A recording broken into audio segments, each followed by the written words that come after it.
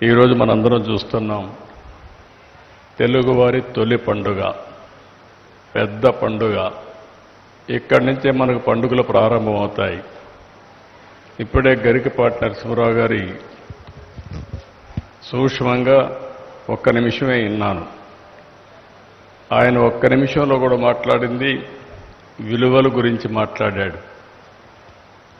ఆయన చెప్పిన మాట ఎంత బాగా చెప్పాడంటే, ట్రైనీస్ కూడా వచ్చారు.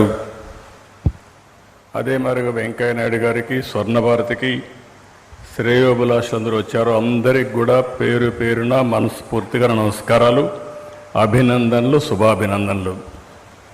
ఒక మంచి కార్యక్రమం, ఒక నూతన సంవత్సరం.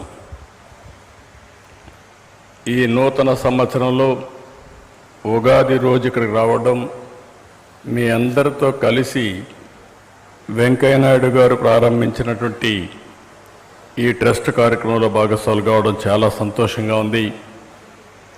ఈరోజు మనందరం చూస్తున్నాం, తెలుగువారి తొలి పండుగ, పెద్ద పండుగ. ఇక్కడి నుంచే మనకు పండుగలు ప్రారంభమవుతాయి. ఇప్పుడే గరికపాటి నరసింహరావు గారి సూక్ష్మంగా ఒక్క నిమిషమే విన్నాను.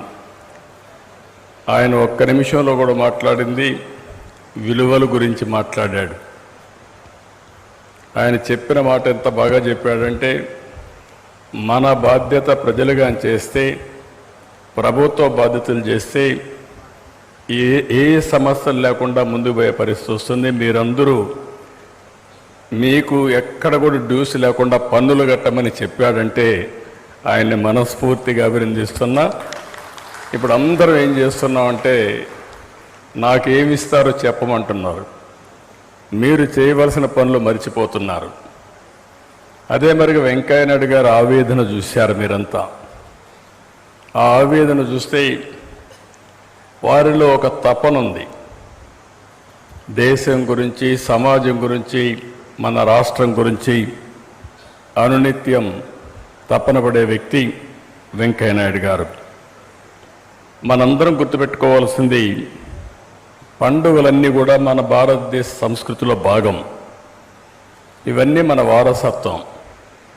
ఈ సాంప్రదాయాలు మనం ఒకసారి చూసుకుంటే, ఈరోజు వేదిక పైన మీరు చూశారు, 6 రకాలైన వస్తువులతో ఈరోజు మనం ఉగాది పచ్చడి చేసి మెంటల్గా కూడా మనం ప్రిపేర్ అవుతున్నాం. అన్నీ కూడా ఒకసారి చూసినప్పుడు తొలి పండుగ అంటే అన్ని స్వీట్సే కాదు, అన్ని రకాల సమస్యలు ఉంటాయి.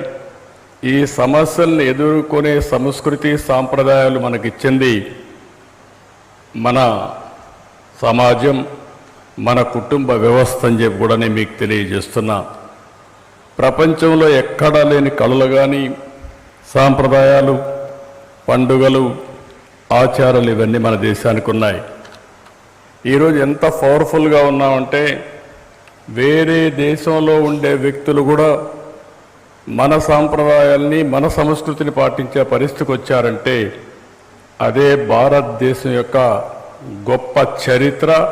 అది ఏ దేశానికి లేనటువంటి పెద్ద సంపద అని చెప్పి కూడా నేను మీకు తెలియజేస్తున్నా. నేను వెంకయ్య నాయుడు గారు ఒకటేసారి ఎమ్మెల్యేలు అయ్యాం. ఆయన ఉపన్యాసాలు ఇప్పటికి కూడా నాకు జ్ఞాపకం ఉన్నాయి. చాలామంది తక్కువ ఎమ్మెల్యేలు ఉండేవాళ్ళు ఆ రోజు అపోజిషన్లో. నేను రూలింగ్ పార్టీలో ఉన్నాను. అసెంబ్లీని వెంకయ్య నాయుడు లేచి మైక్ తీసుకున్నాడంటే అసెంబ్లీని గజగజలాడించేవారు. ఎవరైనా సరే సమస్యలుంటే ఆ సమస్య పైన తరువుగా ప్రిపేర్ అయి రాకపోతే ఆ రోజు వాళ్ళ పని అయిపోయేది. అంత సమర్థవంతంగా వారు ఆ రోజు చేసేవారు.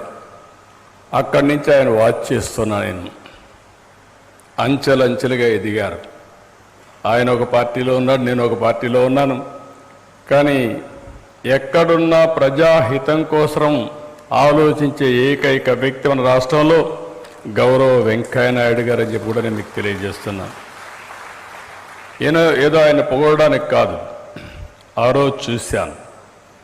ఎన్టీ రామారావు గారిని ముఖ్యమంత్రిగా తొలగించిన రోజున అందరికంటే ముందొచ్చి నేను నిలబడి 30 రోజులు పోరాడి మళ్ళీ ఎన్టీ రామారావు గారు ముఖ్యమంత్రి అయిన తర్వాతనే ఇంటికి వెళ్ళిన వ్యక్తి వెంకయ్యనాయుడు గారు అని చెప్పి నేను మీకు తెలియజేస్తున్నా. ఆయన కొన్ని సిద్ధాంతాలు ఉన్నాయి, సిద్ధాంతాలకు కట్టుబడి పనిచేశాడు. అందుకే కేంద్రంలో బీజేపీ దేశ అధ్యక్షుడిగా పనిచేసే పరిస్థితికి వచ్చారు. అదే సమయంలో మంత్రిగా పనిచేశాడు. కడాన అత్యున్నతమైన స్థానం భారతదేశ ఉపరాష్ట్రపతిగా వారు పనిచేసి రిటైర్ అయ్యే పరిస్థితి వచ్చారు. కానీ ఆయన చూస్తే నాకు అదే డౌట్ వచ్చి అడిగాను, ఎందుకు ఈ ఆలోచన వచ్చిందని అడిగాను. చాలామందికి ఆలోచనలు రావు. మంచి పనులు చేయాలంటే సమయం దొరకదు, సమయం వచ్చిన ఆలోచన ఉండదు, దాన్ని ప్యాషన్గా చేయాలనే ధ్యాస కూడా ఉండదు. ఆయన మాట్లాడితే మేము ఫ్రెండ్స్ అంతా కలిసేవాళ్ళం, ఒకసారి నెల్లూరులో కలిసిన తర్వాత ఏం చేయాలి, ఏదో ఒకటి చేయాలనుకుంటున్నాం, మనం ఇంకా ఒక నిర్ణయానికి రాలేదంటే ఆ రోజు దీప గారు మీరు అనుకుంటూనే ఉన్నారు, కాలయాపన అయిపోతా ఉంది,